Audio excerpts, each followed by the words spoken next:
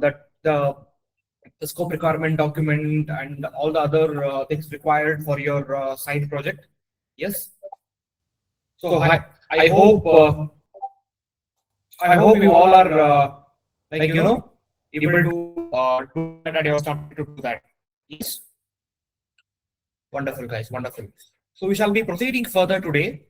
Yeah. And we shall be discussing a few more things, and more importantly, like how you can apply them in your current project. Okay. Yes. Just give me a minute before we start. Yeah, I want everyone to be ready and attentive. Okay. Uh, so meanwhile, we share you the presentation. I want you people to be really attentive and take the screenshots of some slides. Okay, which you might require immediately. Yeah. Yes. So that you'll not miss out on anything, and you can start thinking immediately soon after the meeting. You can start thinking about those things. Okay. I want you people to be ready with that. Just 1 minute, we shall be beginning with the session. Okay, get ready, guys.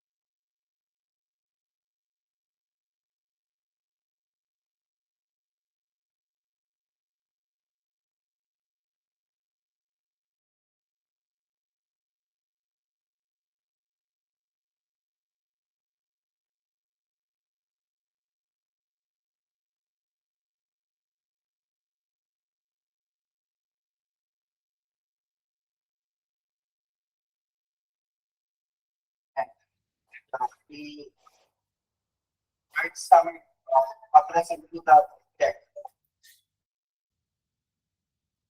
Recommend that everyone from uh, okay. So I can take briefly about effects of the for this and So there yes, yes, is yes, sir. So yeah.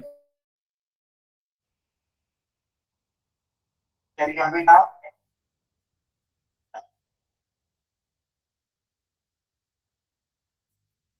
So you might have to So, so if everybody here probably take two of the scripts, you know, it might be not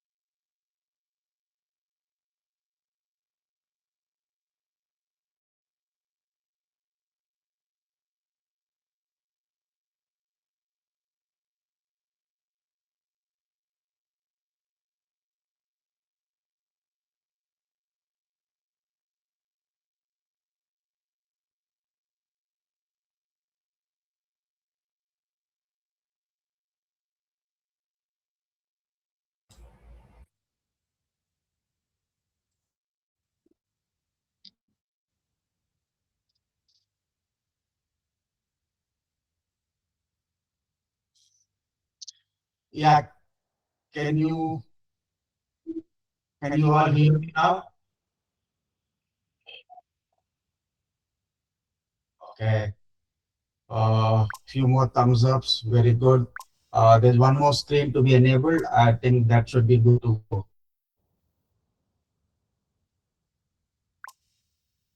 There is one more screen. I'm not audible, Tirumal. Three are enabled. One is to be done. One of the links.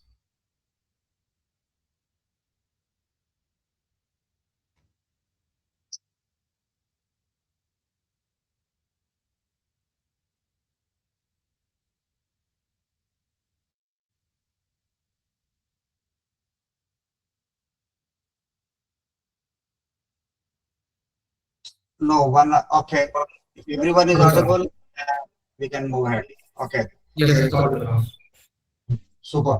Thank you. So, what we'll be doing in the next 1 hour is I'll take you through briefly the elements of the Agile and Scrum, and we will see how these are applicable to all of you, and how does it work for you in your regular project. Next slide, please, Thirumal.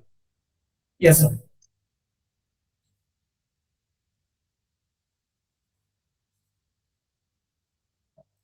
Yes.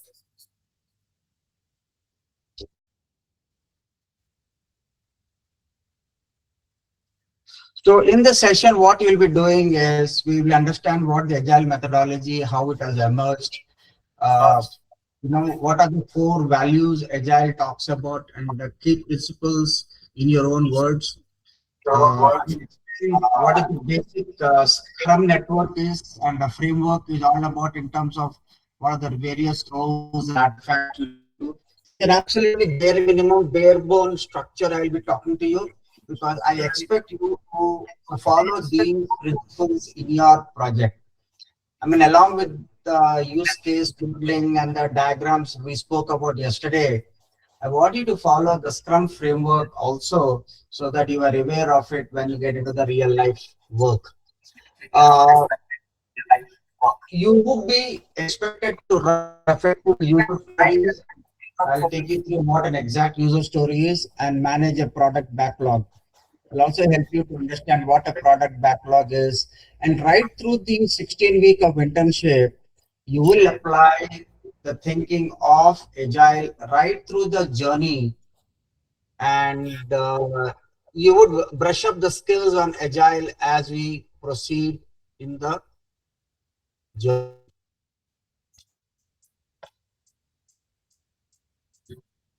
So in just one meeting, sir. Can you all hear me now? Yes, sir. I think Yes. Yes. sounds good. So next slide, please. So, when we are talking about Agile, there is a famous saying which goes that working software documentation versus responding to the change over following a plan. What is more important, to follow the plan or to deliver the product on schedule, on cost, and on requirements? There is a very strong intersection between following the process as well as delivering the product on time, cost, and requirements. You cannot take one or others. And unlike the previous models of waterfall and spiral and other models of software engineering, the focus was more on documentation. And there was a very strong resistance towards change of requirements and the expectations of the consumer, especially when technology is so dramatically changing and the user requirements are changing so rapidly. You cannot be in a situation to say the customer that no, sorry, I cannot take a new requirement. I'll take it only after this particular version is complete. That may not work. You are expected to be agile, you are expected to be nimble, you are expected to accommodate as many requirements as possible during the period. Please understand that Why the requirements are changing? Because the business itself is changing dramatically. So you need to create a methodology where there is a right mix between planning versus execution. So Agile is not necessarily only planning. Agile is also about planning and execution going simultaneously. Next slide, please. So, when we are talking about Agile versus other models, you'll see that the other models are very linear in nature. Okay. When you are linear in nature, what happens is that there is a input-output factor where an output of one phase becomes an input of the other phase. And the journey is pretty long. There is a lot of planning which is being done upfront, a lot of documentation to be done. The cost of changes are very expensive. The scope has to be frozen. There are a lot of restrictions. And most importantly is that the customer will get to see the product only at the end of the project. And by the time, a lot has changed in the business environment. And on top of it, the customers also would have undergone a lot of business changes with their construction. So for example, building a large construction site, or maybe a civil structures or industrial structures, there are very large infrastructure projects which follow these waterfall models. Unfortunately, what happens is that in the agile world, that doesn't work well.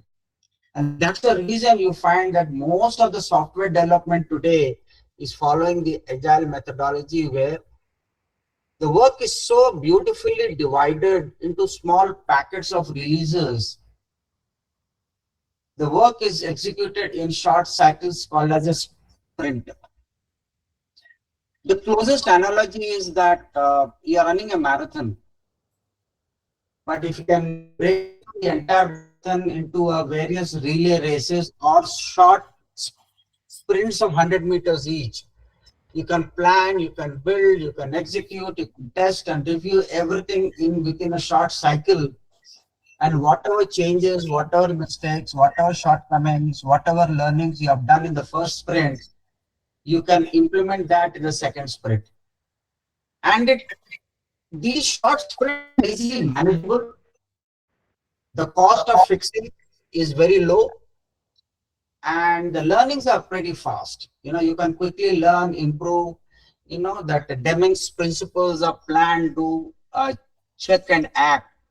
Those are all very rapid development techniques which can be implemented along with the short cycle development. This agile and iterative methodology is a great fit for short projects the way you are doing today, where it's possible that requirements can change, both the functional requirements as well as the non-functional requirements, both can change. And you are in a position to accept those changes and implement it as the project is progressing, because it's very easy to handle the changes depending upon the size of the change, unless the entire project goes for a completely refresh. So nowadays, all the web apps, the applications, the mobile applications, the Android, iOS, all those consumer-facing UI, UX intense applications, these are all being done using agile methodologies. That's the reason you see that way too many changes are pushed into the UI space. They're able to add the new features to the project without even you realizing it. They can add, delete, and modify various business processes, without impacting the entire application at a go. In the past, many of these changes required that the entire application should have been brought down for maintenance and do it. Nowadays, thanks to the agile methodology and also the various technologies which are out there, the continuous integration and continuous deployment, which is also called as CI and CD, those are actually possible because of the agile methodology. So So I hope I have explained you briefly about the advantages of agile over the waterfall and the previous traditional models of software engineering and software development. Next slide, please.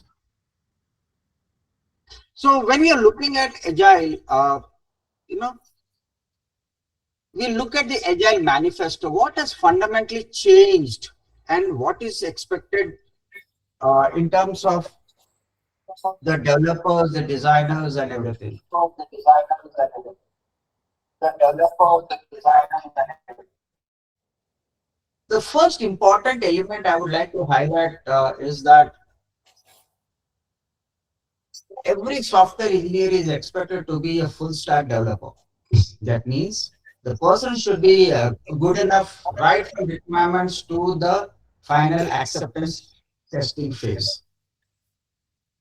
You cannot claim that, oh, I am only an architect, I'm only a developer, I'm only a backend, I'm only a database person, I'm a UI UX.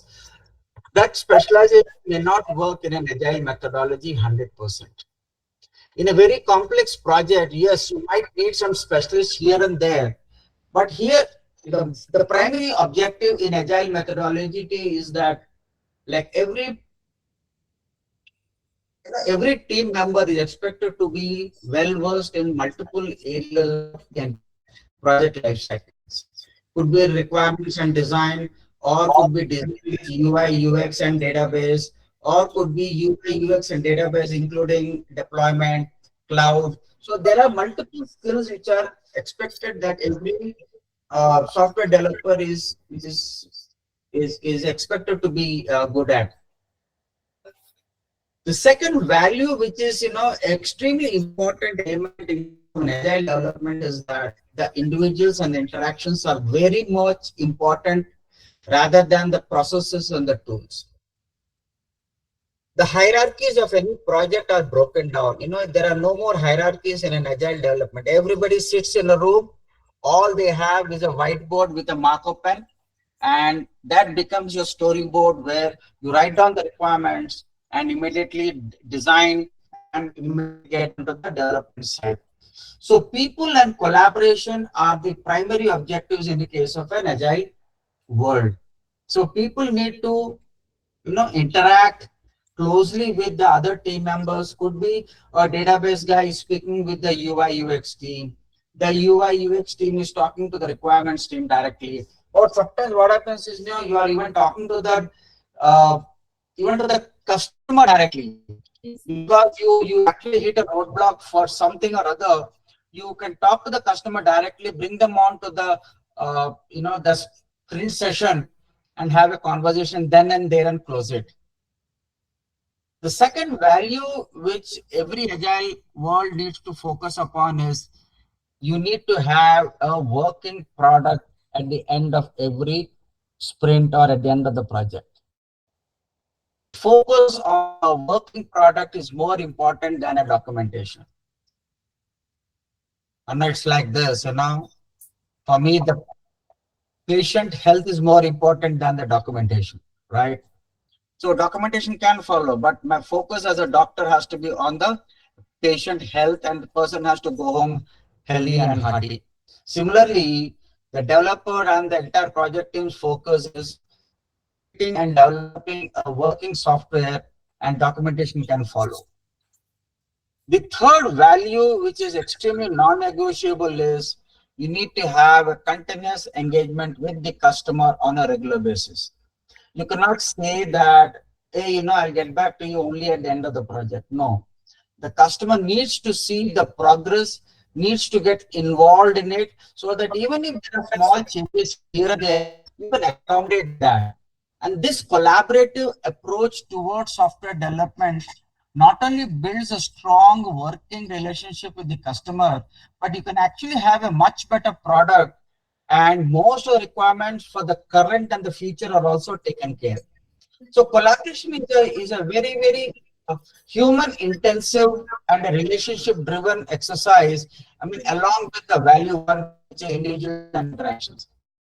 You cannot say to the customer that, send me an email, then only I will have a look at it. No, you can very well get onto the call, record the call. You can scribe it, take a photograph of it and say, this is a documentation. Many a time what I've seen personally is that the whiteboard on which you write the requirement, that itself becomes a requirement document. You don't have to formally document it.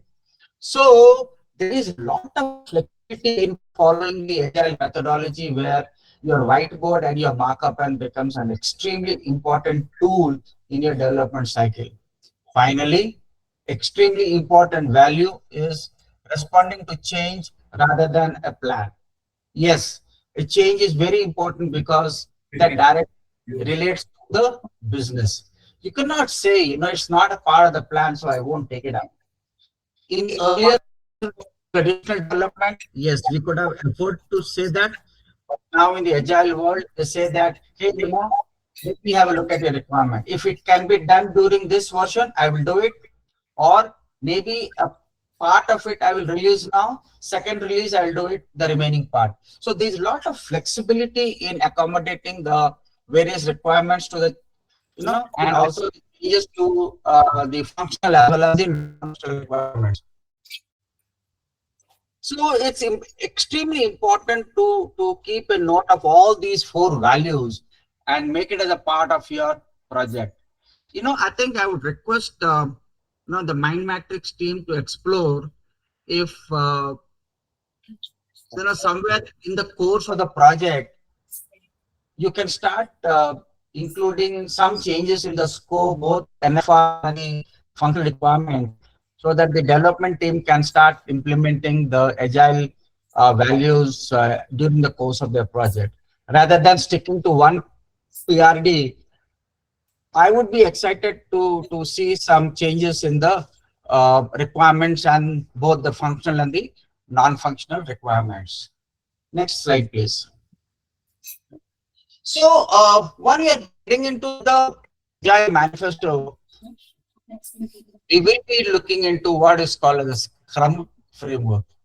Scrum framework is a fundamental methodology with a set of processes and directions for every agile software development process.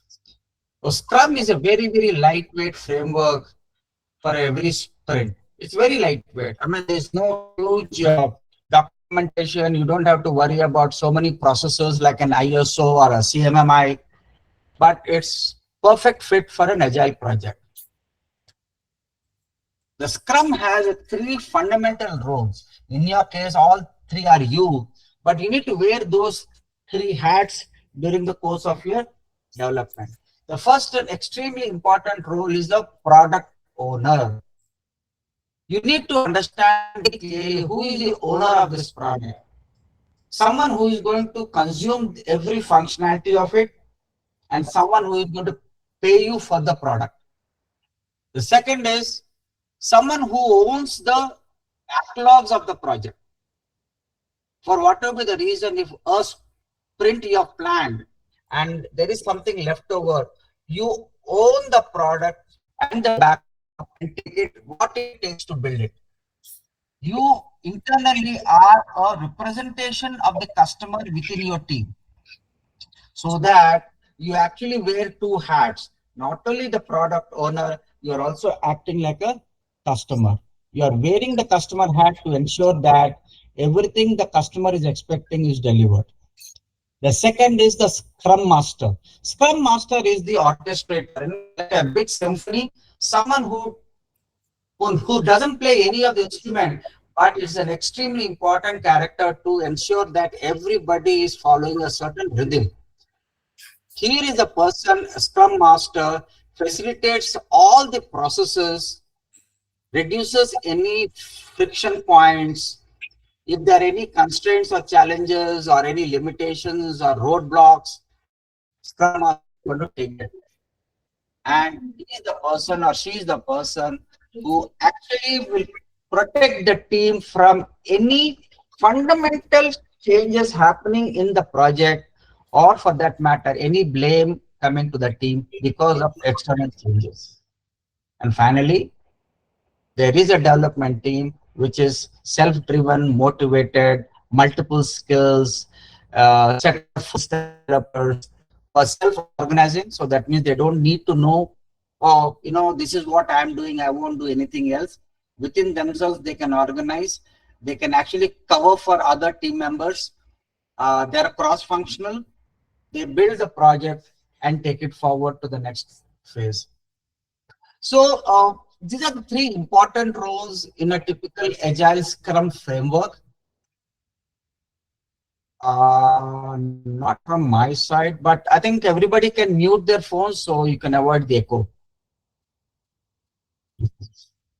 There are 5 Scrum events which are absolutely important in any project. The first is the sprint planning. You can define the sprint for a minimum of 1 week. You can have 2 weeks and 3 weeks of sprint depending on the complexity of the use cases and business scenarios you are developing. What you do in sprint planning is like a small project plan within a project plan.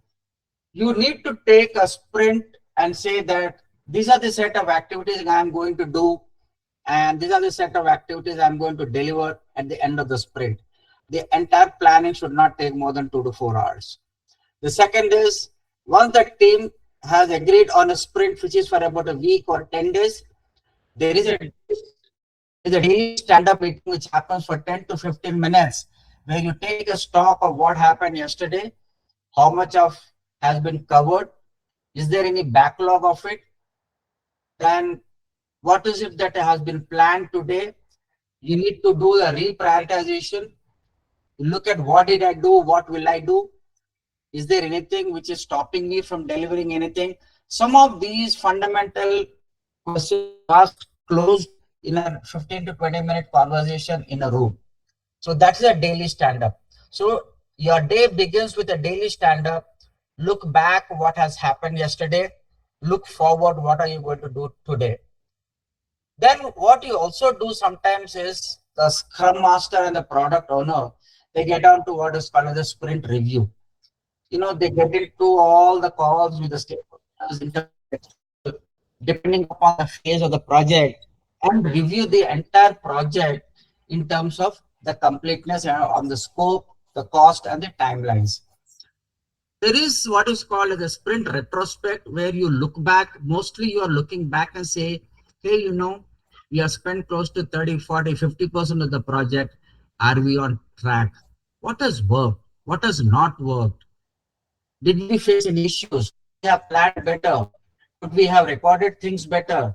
Can we drop certain processes? Can we add something new?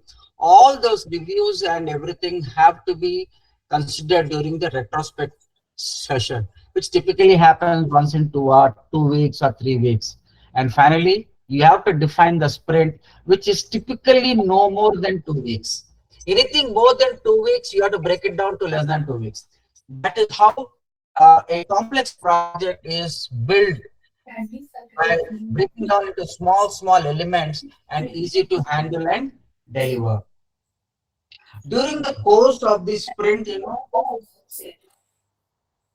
there are a certain bare minimum documentation is required. We have to create what is called as a product backlog in terms of what all has been promised and what all has been delivered. Second is you need to talk about the sprint backlog. So today, you're out of the 20-odd sprints, you already got 5 sprints or 10 sprints. Is there any backlog at the end of that sprint? Can we look at it? What have you done? Would we have done things better? So all these sprint backlogs have to be documented, shared within the team and with the stakeholders. Finally, there is something called as an increment document. Increment document is sum of all the individual sprints added together as a completed work, and it has to be shipped at the end of every sprint because the project is the deliverable at the end of every sprint. So your mentor, your project manager, or your owner has to get a sense that you are on the right track. Whatever has been done, you have delivered it, and you are on the right in terms of the cost, scope, and the timelines. So the Scrum framework is an extremely important framework for you to follow, even though you are doing a single person project. Okay, so try and follow these principles to the core, and this will bring in a lot of discipline and also understanding about the entire agile framework. Next slide, please. So along with the Scrum, what we'll be looking at is also the various user stories. We have spoken about use cases yesterday, which is the smallest atomic level of any requirement. Now we need to talk about what is called as a user story. User story is something which a user is describing to you like a story. Oh, this is what I am expecting. This particular feature should look like this and should deliver like this. It's all about what and how things are being done. I'm expecting that a certain thing should happen at the end of this process. So it's a story. The story has to be broken down into a process flow diagram and broken down into various use cases. Story writing is on a whiteboard is like somebody is telling you something about a product they're expecting, and you are just writing on a plain English on a whiteboard, or you're documenting it over a document. This is where the requirements will begin. This is the starting point for any project. So storyboarding or a user story is a integral part of a requirements document where you can record it and get it signed and accepted. I'll give some examples of a user story. As a plant manager, I want to see a real-time consumption of energy per machine so that I can identify inefficiencies immediately. I'll draw a parallel to your project. Let me take spend sense.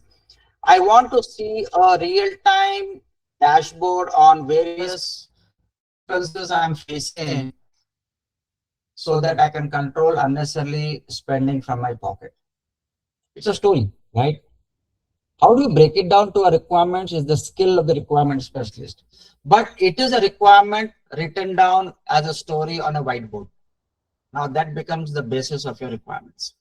So similarly, I think very important that we need to have very strong communication skills, listening skills, documenting skills, writing skills to build a very effective user story. So you need to invest in building your skills around how to become a good user story writer. This is one of the very important skills of a software developer in the modern era. Don't think that knowing just a Python or a Java or a .NET development skills becomes you a good developer. No, you need to say, for example, in your resume, you say that you are a very good in agile methodology and you are a very good user story writer. I think it increases your equity in the market phenomenally.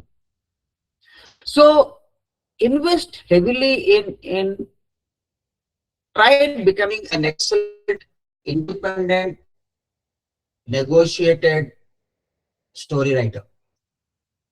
You can extract as many stories from the customer depending upon your negotiation skills. Finally, you need to be very clear about definition of done. When do you think the story is done?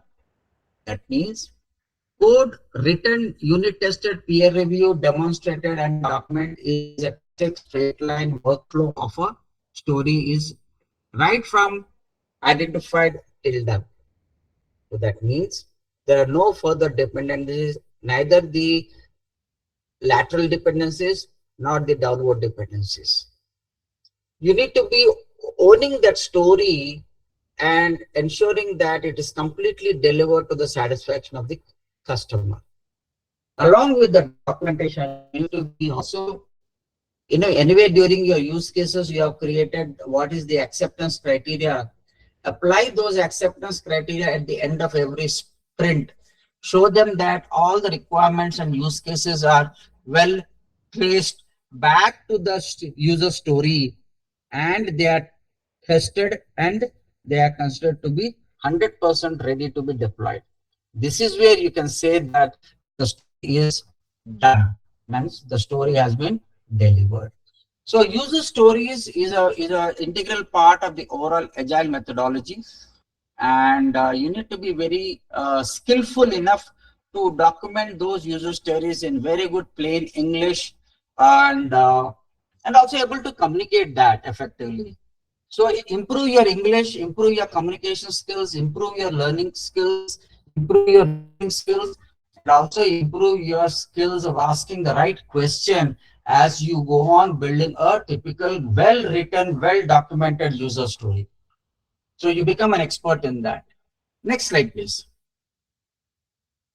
So now that you have all the frameworks ready, you understand what agile framework is, you also understand what a user story is. Let's gradually get into the process of it. The process is a Japanese process called as Kanban. The Kanban process is a very lean methodology process where whatever you are doing is in a visualization mode. That means it has a workflows, it has branches, it has decision points. Everything is written on a board and everybody looks at it the same way. It's not that somebody else is looking at something and you are being given what you need to know. Everybody gets to see the overall status of the project and everybody is encouraged to contribute to the success of the project. A Kanban board is an integral part of the, or call as an like an agile storyboard session. Not only you have a storyboard where you can tell all the user stories, you also have a Kanban board which visualizes the work in a pull-based system. What is a pull-based system? It all talks about what has been done and primarily focus on what needs to be done. It represents a workflow from what is to be done to the progress, what has been achieved till now. Has it been reviewed? Has it been peer reviewed? Has it been accepted by the customer? And is it closed? How many such user stories have been delivered? I'll give you one more element for you to start working upon. Yesterday, we have spoken about various user stories, right? Various use cases. You need to club the use cases to a user story. So there is a requirement document. There are set of use cases. Between both of them, you need to have a user story. Say, tomorrow when you describe a project, how big or how complex your project is, you need to say that your project has 40, 50, 100 user stories and sort of X number of use cases, both functional and non-functional combined, and that constitutes your entire project. So all those user stories, the process, the progress, where we are and where we need to be, everything is part of the Kanban board. There are individual cards. You can get a lot of YouTube videos on it. You can have a look at it. There are a lot of cards where individual user stories are stuck on the Kanban board in terms of what is the progress made, where are we, and where we need to be. So whenever a person, say for example, I just take a name which is appearing on my screen. Let's take Prajwal. So the Prajwal is in charge of a certain set of user stories to be delivered. Once that particular user stories has been done, Prajwal will go to the Kanban board and pull off that sticker and saying that, my job has been done. Similarly, every member can pull tasks when they have a capacity.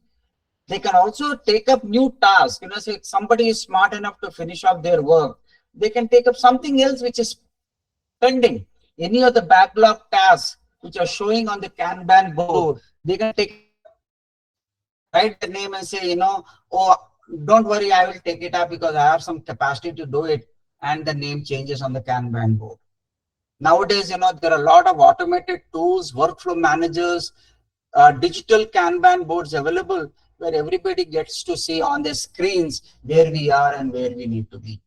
So Kanban board to a large extent is the dashboard of the overall project in an agile framework, in an agile world.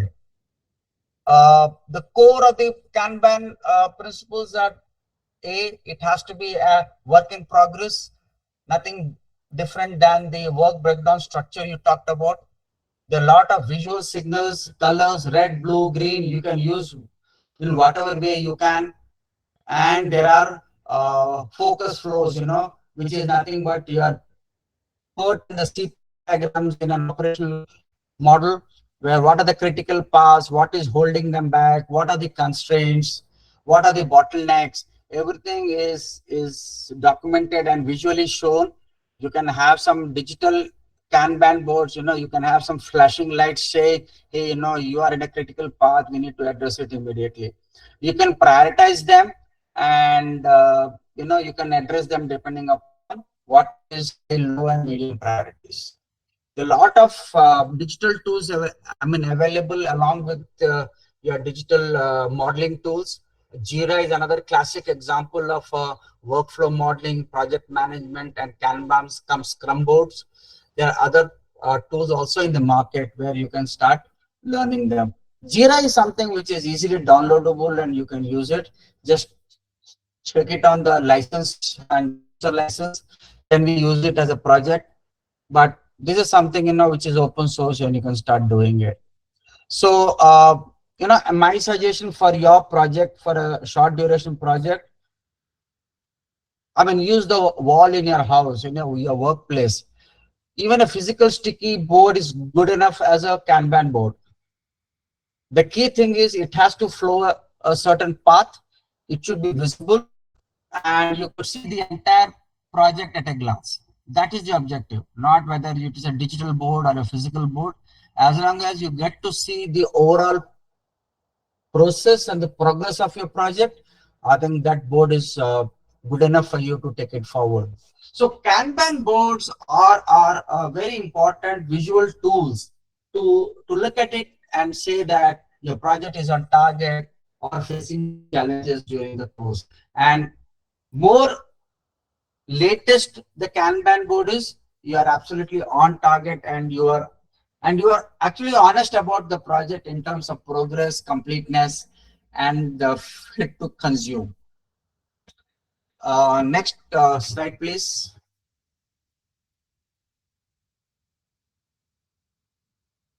What we are doing in the next slide over the next 16 week is, I just broke down your 16 weeks into the 4 buckets of 4 sprints, and each sprint is not more than 1 to 4 weeks. Just indication, it's not that you should do it like that, but from my perspective, I see that this is a pretty clean way of breaking down your project into easily manageable pieces of work. And you can easily manage any shortfalls or any blockages before you move to the next sprint. So it's an indication. I don't have to read about it, but yeah, keep it in mind about it. So most importantly, to summarize what exactly under Agile you need to do is, you need to have a weekly stand-up. Absolutely must. In your project also, I think please set up a weekly meeting of 5-10 minutes with your mentor, your project manager, or your guide, or whoever it is. Show them the progress, what is worked, what has happened, what has not happened, what are the roadblocks and what are the constraints you are facing, so that you can minimize the risks rather than carrying forward till the end of the project. Second is, at the end of every sprint, you should have a review. Anyway, if the sprint itself is a weekly sprint, then you can do both, the weekly stand-up and the sprint meet, both you can do it. But if your sprint is for 2 weeks, then you need to have 2 weekly stand-ups and 1 sprint meet. And finally, at the end of every 1 month, which is like 4 weeks, I would say, please just look at yourself. Just look at the Kanban board and say, hey, what has worked? Did everything work as smooth as possible, or you faced any challenges? What has worked? What has not worked? Did I stretch myself, or could I have done things differently, better, or you are absolutely bang on target? Some of these introspections, reviews, you have to do it so that the project is on track in terms of quality, cost, timeline, and coverage of the functionalities. You are also in a position to accept some changes in the project because the business itself has changes. You know, for an internship, agile mindset, which is specifically for you, I have included this. Try and focus on getting as much as a working product rather than a perfect product, but it's incomplete. There's nothing like a perfect product. The more the person uses it, they'll get to see other requirements, and you can always do that over the next release. Try and see about 90-95% of the project is delivered on time and it is functional. And some of the nice to have features, you can actually include that in the phase two, but absolutely must have features, you have to deliver it 100% and the project is working. So always keep in mind, try and focus at 95th to 97th percentage of work to be completed rather than waiting for a 50% of the work but 100% completed. So the agile methodology gives you that flexible or the flexibility to focus on 100% completion rather than being 100% perfect.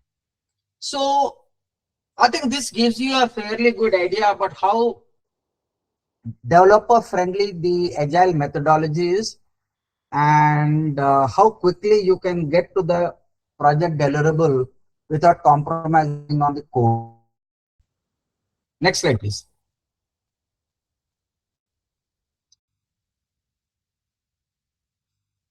So normally what happens, I'll just give you you know uh, uh, sort of a best practices which worked for me.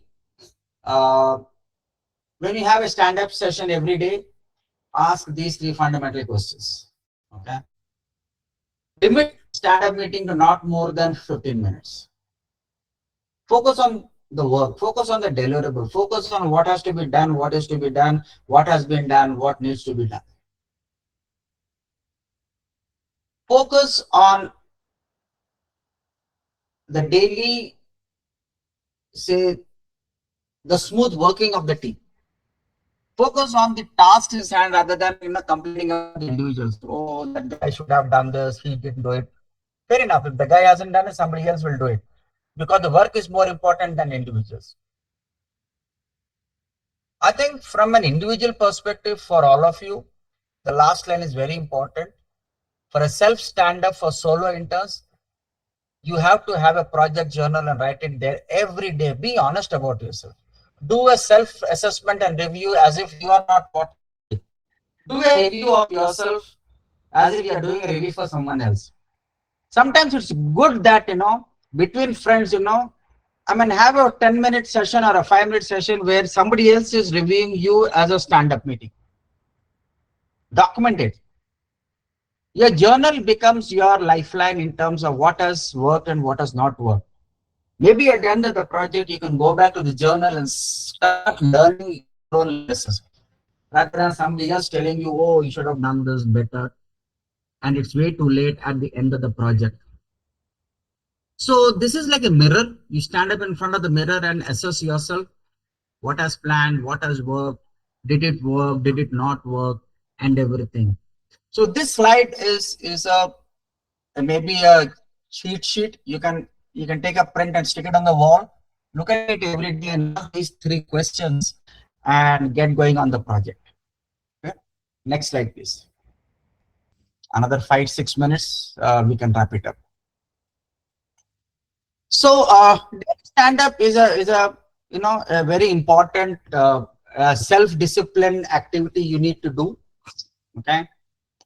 Just a wrap up of what all we spoke today, from a individual web and or an Android development project, what you guys are doing.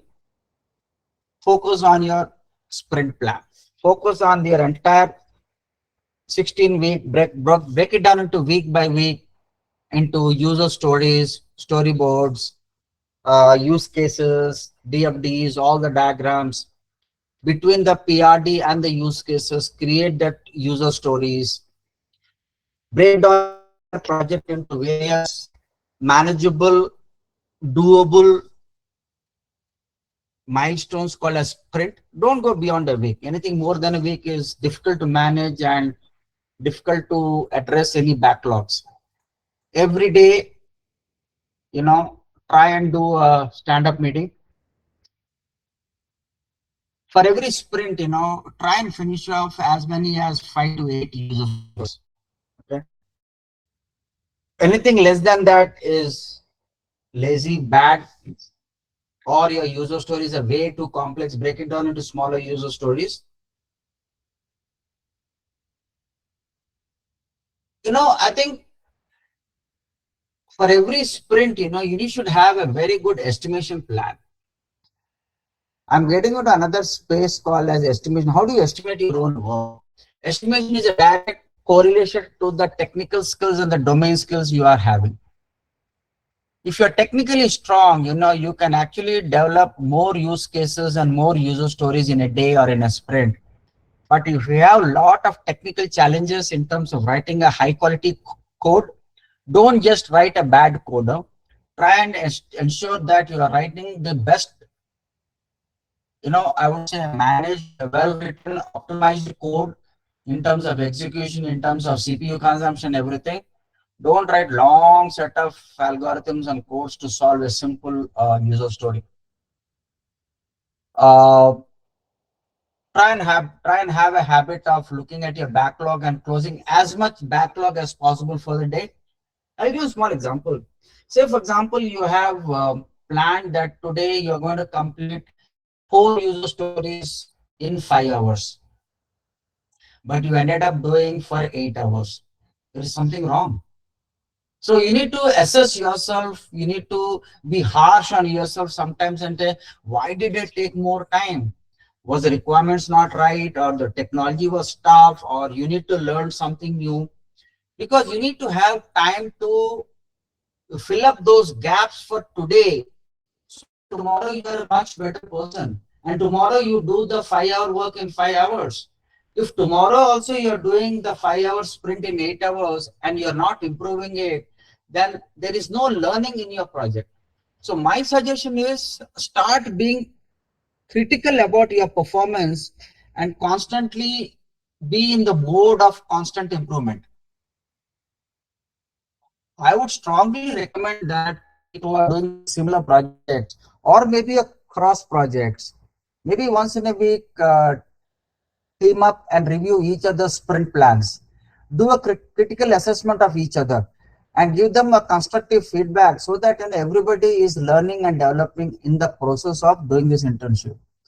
I think the more important element of this internship is not just doing a project. It's all about building those skills around planning, execution, review, dashboards, building in discipline, learning new things on the way.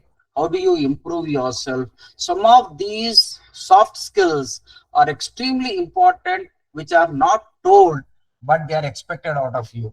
So create your own internship sprint plan along with the yesterday's documentation and get going on this.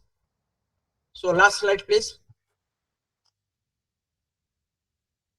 So, in today's session, which I consider to be one of the most important sessions for the last few sessions, you would be adapting and adopting the agile methodology for your project. You need to be very clear about the agile 4 values. You need to look at how do I write a good user story?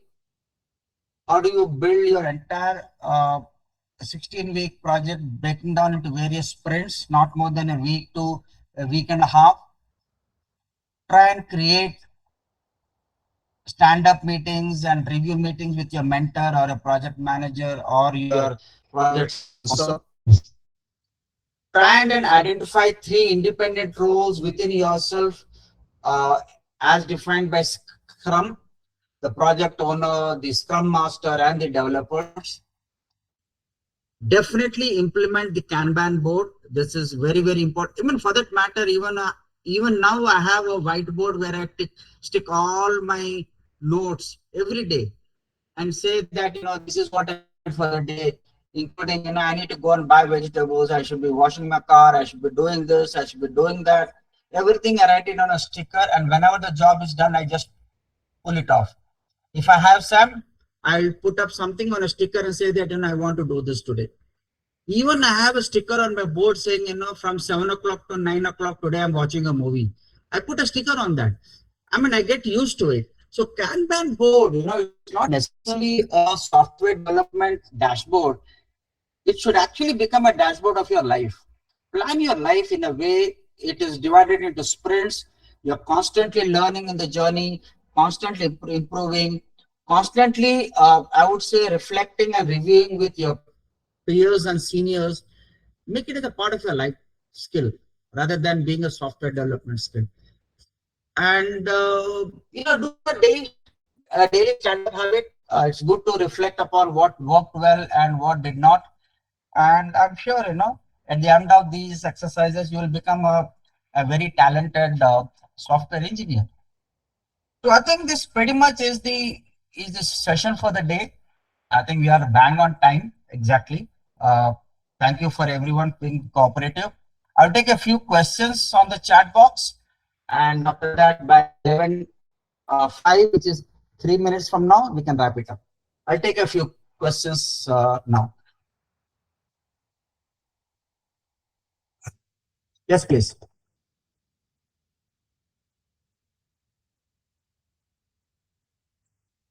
Any questions?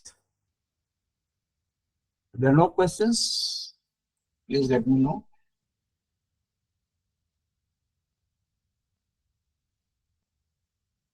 Okay, super. Thank you very much, and we can get off this call.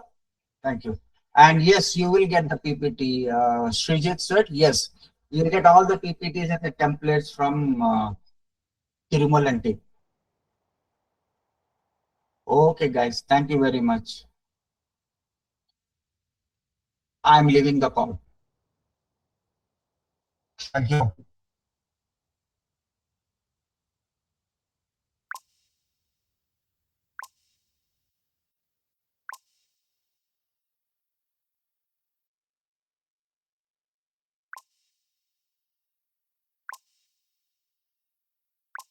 Able to hear me now? Yeah. So, yes. So what I was telling you is now you should think of how you should apply these methodologies and these processes for your existing project. Okay. Yes. So start thinking in that direction. Make a list of the things. Like, say, suppose you're working on your side project now, right? From past some days, you have come up with an idea, and for that you're all so building apps for that. So now you can start to think how you can make use of these processes and methodologies, okay, and how you can make a scope document for that, and how you can like plan for the entire that so building your side project. How you can do, just think and note them down somewhere. I hope you get so you got chance to take screenshots wherever required. Okay. Meanwhile, until the presentation is shared with you people, by tomorrow the presentation and the templates will be shared with you. Yesterday's PPT as well. Yesterday's PPT and today's PPT and the templates as well will be, so by tomorrow they will be shared with you on the platform. Okay. So start thinking. Okay. Yes. So with this, I would like to conclude over here. Thank you so much. Let's see you tomorrow. Let's see you tomorrow. The timings and the slots will be posted on the Discord. Please follow those things. Thank you. Thank you.